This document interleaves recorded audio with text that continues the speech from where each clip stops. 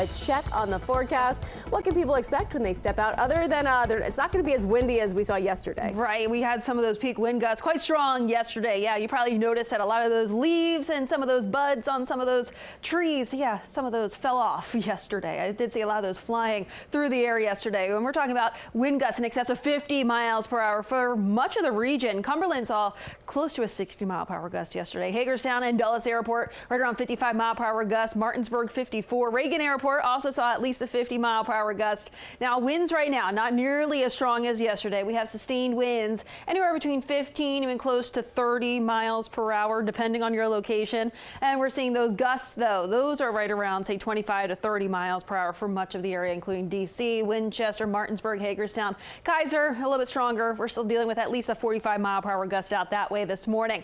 Planning out the rest of your day today, we'll have the sunshine. Temperatures will be a few degrees below normal for this time of the year. It will still remain breezy though through the day today. Those high temperatures will climb through those 50s to right around 60 degrees today. So breezy for your Wednesday. Tomorrow, less wind. Will be seasonable. We're back in those middle 60s. However, it's after a colder start tomorrow morning. So heads up.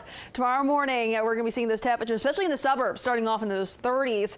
And then we're looking ahead towards temperatures warming up by the end of the week. Friday, we're talking about high temperatures nearing 80 with increasing cloud cover through the day ahead of another cold front that will be trying to push into this weekend. But again, highs today, mid-upper 50s to the north, lower 60s for DC and areas southward for your Wednesday afternoon. Tonight, it's going to be a cold one. Overnight lows, especially outside of the Beltway and into those suburbs, low to mid 30s. So that's why we do have some frost advisories and freeze warnings to talk about through the overnight and into tomorrow morning. So those frost advisories, those are all the areas shaded in the light blue on your screen. And these are the areas that will likely drop into those low to mid 30s overnight. And this goes into effect at 2 a.m. and will hold until 9 o'clock tomorrow morning. However, back out towards the Shenandoah Valley, we're talking about that freeze warning. Those are the areas where we will likely see those temperatures dropping to at least the freezing mark for several hours into tomorrow morning. That holds till 10 o'clock in the morning for your Thursday, and that's for that freeze warning. Highs tomorrow. So thankfully, after that colder start, temperatures will rebound back into those middle 60s.